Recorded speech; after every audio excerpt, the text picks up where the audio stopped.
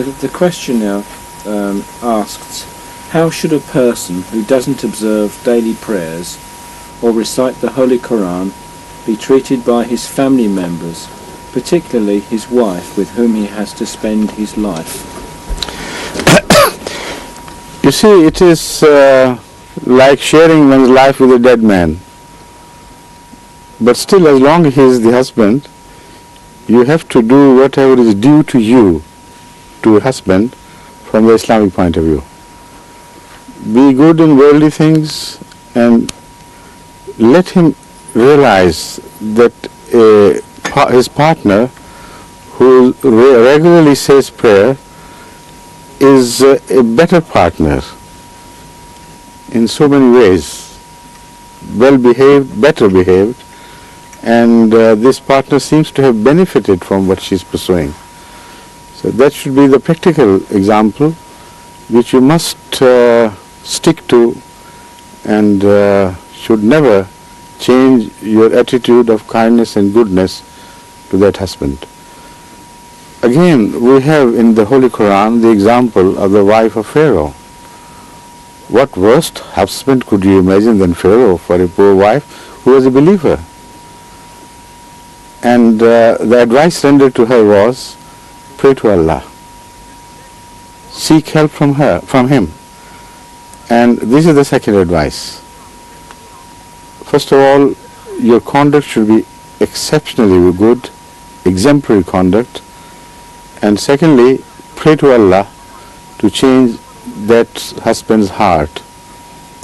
And again, the third advice is that you should see to it that you be more kind to your children than before, attach them more towards you so that they escape the evil influence of the husband, or if it's not evil, at least dead influence of the husband, and they are more gravitated towards you to learn the Holy Quran, the prayers, and all the good things of life from you, because you are now practically a single parent family.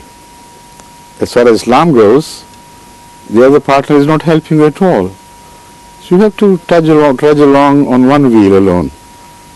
Greater effort is required for that. Right? Yes.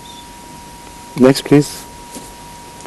If I can pronounce it correctly, it's Khasra Siddiqa. Qasra Siddiqa. Khasra Siddiqa Right. Sabra. Right, Sabra. It's concerning birthday parties. Yes.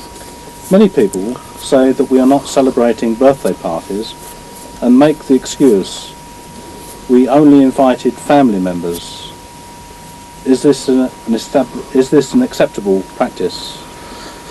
Perhaps what she means to say is that do celebrate birthday parties, but under the guise of only inviting a limited number of the family members so that escape censure from the Jamaat.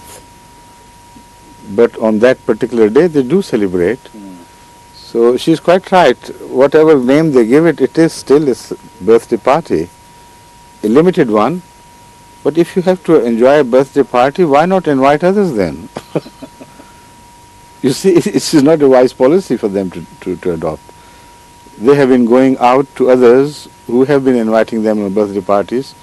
If such a family does not mind holding birthday parties in their own home of a, comparatively smaller nature, more closed nature, then that is the right occasion to go out and return them this kindness which they have extended to you earlier. Invite them. But that's not what I'm advising. What I'm advising is, be honest to yourself. If you have broken the rule or broken the tradition, then don't hide it under false excuses. Birthday is not prohibited in the sense that it is a clear-cut injunction of the Holy Quran that if you do this, then you will be punished by God or you will receive the wrath of Allah. It belongs to a different area of lagh. وَهُمْ عَنِ اللَّغْوِ مُعْرِضُونَ. This is a general statement of the Holy Quran, Meaning that useless, they don't pursue useless things of life, They don't participate in meaningless activities.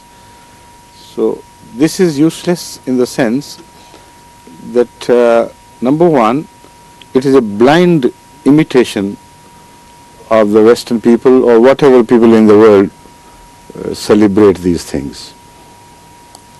Without reasoning why do they do it? Is it good or bad, or how is it justified? So for a Muslim, all the answers lie in returning to the source of good conduct, that is Hazrat Muhammad Mustafa sallallahu alaihi wasallam, and before him other prophets of God. Now we know for certain from all the established authentic history of religion